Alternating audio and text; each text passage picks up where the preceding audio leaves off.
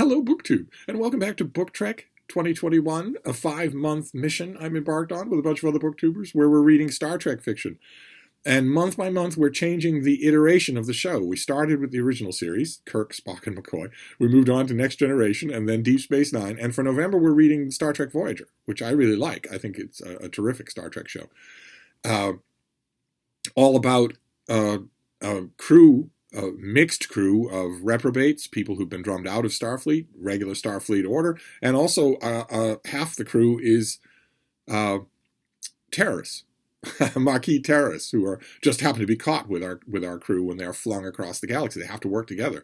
It's a very heterogeneous mixture, and it's made more so by the fact that there are odd combinations of characters who have long, deep relationships with each other.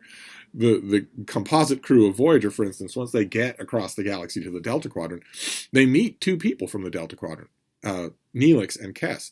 Neelix and Kes have a long relationship with each other, but of course they don't know anybody on Voyager.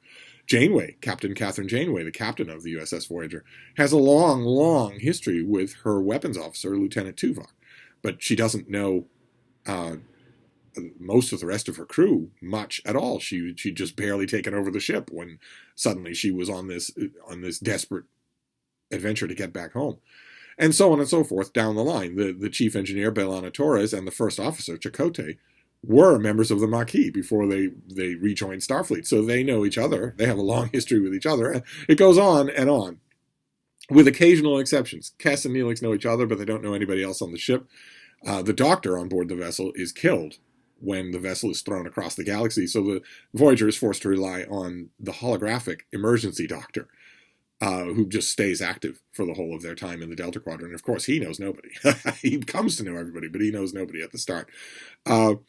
So while you're having weekly adventures on the Voyager TV show, you're also keenly aware of a rich past. Now, that's barely alluded to in, for instance, the original series. We have no idea. When you're watching the original series episodes, if you're watching them cold, you have no idea how long Kirk and Scotty have served with each other, for instance. If you watch the whole of the first show, you know that Spock has been on the Enterprise a long time, a lot longer than Kirk has, served under its previous captain. But generally speaking, no. And the same thing is true in a different way of the Next Generation, where you're not 100% sure what kind of long-term relationships exist there. Picard and his doctor, Beverly Crusher, have a long and complicated history. But what about everybody else? I mean, we know that Riker is new to the ship because he's our viewpoint of meeting the ship in the first episode, Encounter at Farpoint. But we don't know how long or Geordi LaForge and Lieutenant Worf have been serving with each other. We have no idea what they think of each other. We have no idea when any of them met each other for the first time. That's all extra-canonical. And then Deep Space Nine, the same way. Our viewpoint character gets to Deep Space Nine in the first episode. So although Major Kira and Constable Odo, for instance, have a long relationship, not everybody else does. And the same thing is true with Voyager. Lots and lots of complicated backstory. I always appreciated that about the show. And for my book yesterday, I went with character over plot. And to get the character correct, I went to one of the showrunners. One of the showrunners is Jerry Taylor, and she wrote a book about an adventure with the Kazon, but really the backstory of Captain Catherine Janeway. And it was a hit. Fans loved it. And so Jerry Taylor followed it up with a sequel of sorts. And that's it's a little bit of cheating. I kind of knew that I wasn't going to be disappointed, so I went with that. I went with Pathways. We do with the glare here. That's Pathways.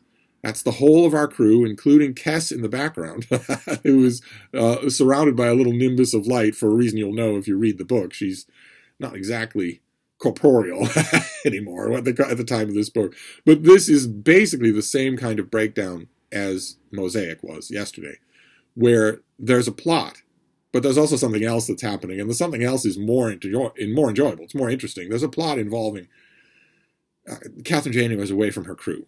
And her crew is taken captive. All of her bridge officers are taken captive and held in a horrible prison camp where they don't know what's going to happen from one hour to the next.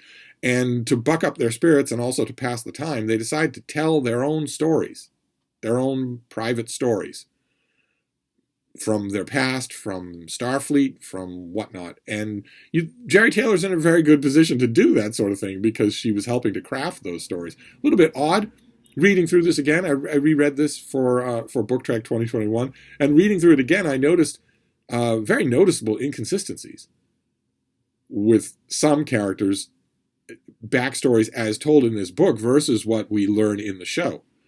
And I don't know if that was just maybe Jerry Taylor doesn't really care all that much about continuity. That'd be an odd thing for a showrunner to think, but I would applaud it because the stories that are told here are really, really involving. Every single one of them is. So to the point where, just like with Mosaic, I didn't really care all that much about the larger plot. I mean, the larger plot is Janeway saving the day. The larger plot is her crew escaping from this hellhole, alive and all intact. But when I was reading this again, I was thinking, well, this would have been just as effective if you dropped that plot and just had these people telling their stories, in a lounge on Voyager, just because they feel like it. There was one other element. There's a small element in this book, but it wasn't small when the book first came out. I think this came out 15 years ago, something like that.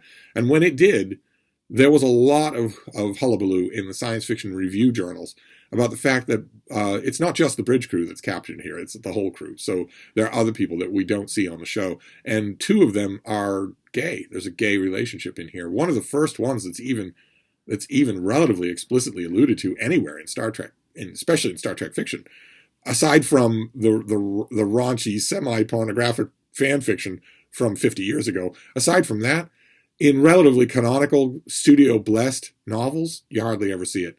It's Star Trek's true on Discovery Country. Not anymore, not if you watch Star Trek Picard or Star Trek Discovery, but in these original canonical shows, it just didn't happen. And it does in this book. There's a line there. There's a plot line that runs throughout there. But I noticed that a lot less the second time. I was much more impressed by, you've got a widely disparate group of people here. It stands to reason that their stories would not sound the same. Not just that they wouldn't be the same, but that they wouldn't tell their stories the same way. And I was impressed the second time at the extent to which Jerry Ryan is able to distinguish these voices.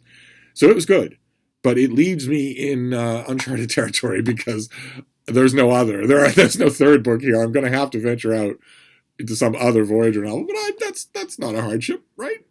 That's not a hardship. There's probably plenty of stuff out here. I'm a little gun shy because of how bad Deep Space Nine went, but they don't all go that way. So I'll find something else, some other Voyager novel to read, and I will report back. Thank you, BookTube.